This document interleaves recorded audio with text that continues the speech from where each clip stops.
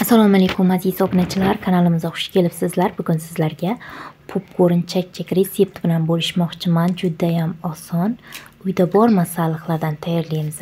Bizga kerak bo'ladi 3 dona tuxum, 1 chimdim tuz, 1 choy qoshig'ida razli-hitil solib yaxshilab aralashtirib olamiz massamizni qoshiq yordamida. Aralashtirib olganimizdan so'ng ketidan unimizni sovolamiz. Menda 300 grammga yaqin un ketdi. Uni ham yaxshilab aralashtirib xamir qilib olamiz.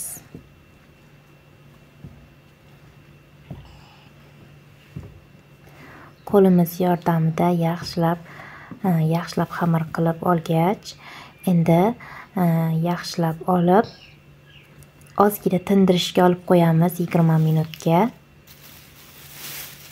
Salofanga solib, ustiga sachiq yopib qo'ydim. Xamirimiz tayyor bo'lib dam olgunga qadar endi qiyomini tayyorlaymiz. 200 ml da suv, 300 gram shakar, yaxshilab qaynaguncha kutib turamiz. Ozgina qaynab olgandan so'ng limon sokidan soldim, ozgina siqib. Yaxshilab qaynatamiz qiyomimizni. 15 minut qaynatib olamiz. Yaxshilab qaynab chiqqandan so'ng 200 gram asal solamiz. Juda ham quyi qiyom holatiga kelib boshlaydi. Mana endi tagini o'chirib qo'yamiz.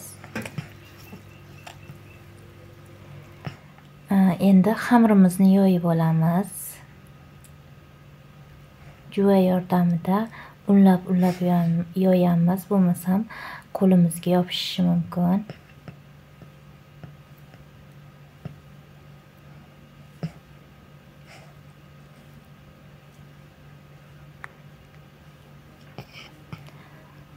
Xamirimizni qalinligi mana shunaqa bo'ladi. Endi xamirimizni qirqib olamiz. Bitta barmashok kengligida qirqib olamiz. Undan ham kichkinaroq qilsangiz bo'ladi.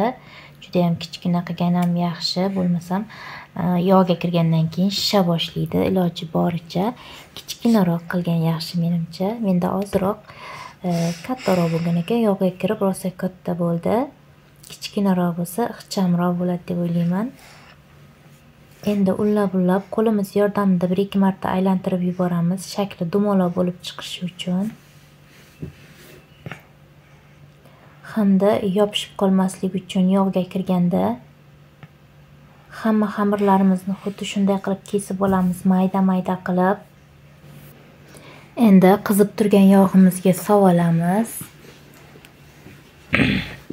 O'rta olovda pishiramiz, bo'lmasam tez qizarib ketib yoki ichi pishmay qolishi mumkin. Shuning uchun past olovda pishirib olamiz. Mana shunaqangi shishib chiqqandan so'ng kapkir yordamida ag'darib qizartib olamiz. Endi mana tayyor bo'ldi. Endi buni olamiz. Qozonchamizga olamiz pishganlarni. Mana pishirib oldik, tayyor bo'ldi. Ana endi qiyomimizni solib, qiyomimizni sovolamiz. Yaxshilab lapatka yordamida aralashtirib olamiz.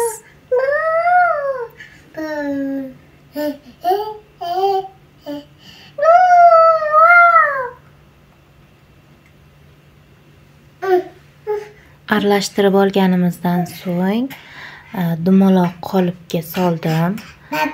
Uyda qanday qolip bo'lishidan qat'iy nazar qanaqaga solsa bo'ladi. Men dumaloq bo'lgani uchun dumaloq qolipga soldim.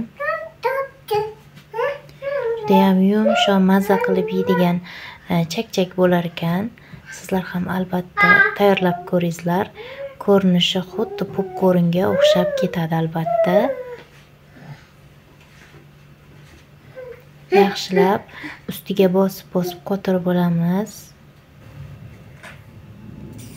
Endi salafandan berkitib xolodilnigimizga 2-3 soatga olib qo'yamiz, yaxshi qotib olgunga qadar.